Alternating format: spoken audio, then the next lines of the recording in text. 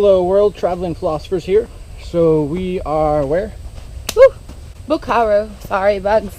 We camped at this place that they call Paradise, near the Bucaro beach, and right now we're walking onwards to the better beach called Cabo San Juan. Cabo San Juan. Yeah, I have a hard time with the names, but I'll show you the view. The trail.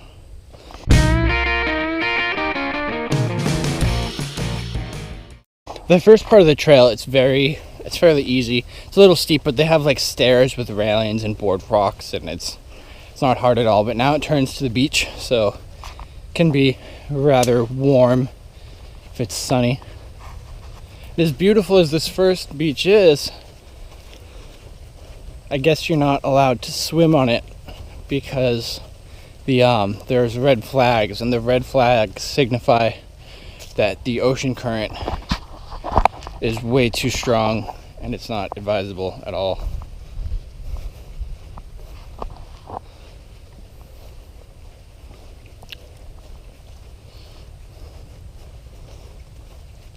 This is the Tayrona.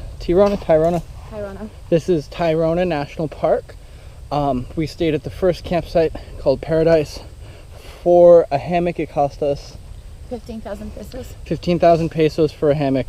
We found another camping place next to it, run by a local guy, where it would have been 8,000. But the security there wasn't really good enough for us because we have all of our electronics with us and we didn't want to leave them with the dude in his shack.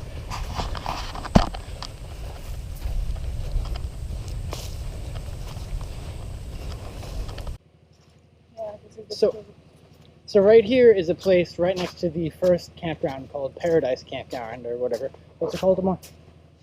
This one? The one over there. El Paraíso? So that one's called El Paraíso. And this one, I don't know if it has a name. It's more for the locals, but if you speak Spanish, it's significantly cheaper. It was only going to be 8,000 Colombian pesos with their own hammocks. And the facilities are actually a little bit nicer. I guess they don't care about the gringos as much because they're going to pay regardless. But the locals expect a little bit better. You do... Oh, a rooster. Oh, a rooster. Okay. You do probably need to speak Spanish to be able to stay there, though. And there isn't much security in the way of... Yeah, babe, there's roosters. And there isn't much... We're walking by a generator now.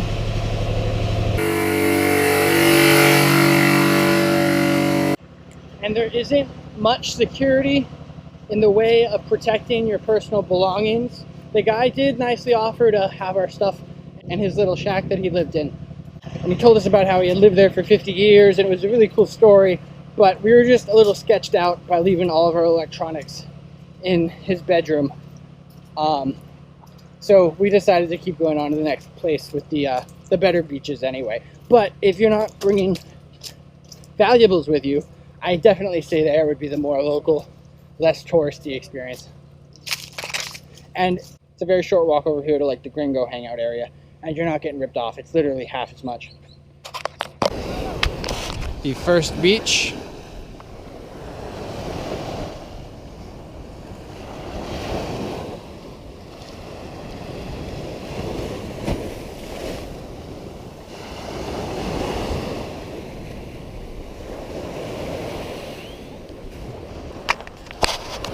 And I mean, it is rather touristy. We started walking at 7:30 this morning from our camp that was partway in the park, and there's already people like everywhere, and they just pack in the people in the camping like sardines. It's a little interesting, but I guess if it's on Google, it's on Google.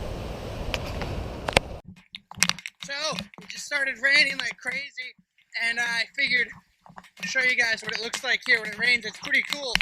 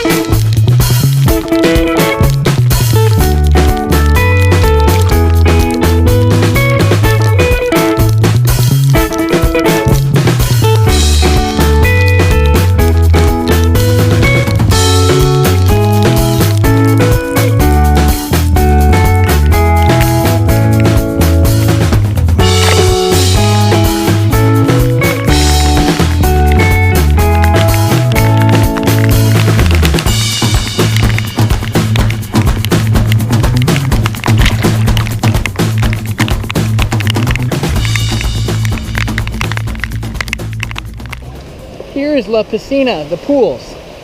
This is one of the beaches you can swim at.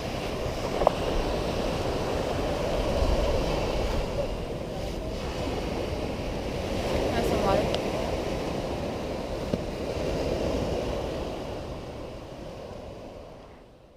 So right here is all this like sandbag crap that's just falling apart and getting dumped into the ocean. Bug, sorry. That's just falling apart and getting dumped into the ocean. And I'm gonna do another video talking about that and how, yeah, the environmentalism of the people that work here is not. So really the lack of up environmentalism, par. both with the, I guess the planning done by the government for the park, and the employees themselves that work at the park, was rather sad. But I feel it needs to be mentioned because it was just very disappointing for me. All of the national parks or state parks in the U.S. that I've been to, the employees generally have a respect for the environment and they care for the environment, and the policies of the government to maintain the national parks generally have the environment's best interest in mind within reason. For instance, in all the parks I've been to in the United States, in order to prevent erosion, they use rocks or logs. They do this because rocks and logs are natural material. Unlike the synthetic-based sandbags that were utilized in Parque Tayrona in order to prevent erosion, which I'm sure they worked fine at first, but all of the ones that we saw were shredded and there's no longer sand in them, and there are just little bits and pieces left in the trail. And whenever it rains heavily, which it does a lot during the rainy season, the trail becomes a stream, which leads to a larger stream, which leads right out into the ocean. So they're directly contributing to the plastic issue in the ocean. And it's not like there aren't rocks or logs in the park that they could use. We saw they were using the trunks of palm trees in construction and other things, so there's no reason why they couldn't use those to prevent erosion. The part about the employees is, it's a little bit, I mean, I'm sure it varies. It definitely varies from person to person, obviously. But the park rangers that we encountered didn't really seem to have a strong passion for the outdoors like you would see in park rangers in the US or in European countries. They just kind of really wanted our money, and they seemed really indifferent to the whole situation. Two of the people we talked to didn't really get off their phones the entire time. So I don't know, it just didn't really set a good nature mood. So I'm just trying to warn you that, I mean, it is a national park, but it really just has a feel that it's about the beaches, and you pay like a decent amount of money to get in, and everybody just goes to the beaches really fast, hangs out at the beaches, and then leaves generally. And it's not really about the rest of the park. We're walking on the trail and it's a little bit flooded because it rained last night.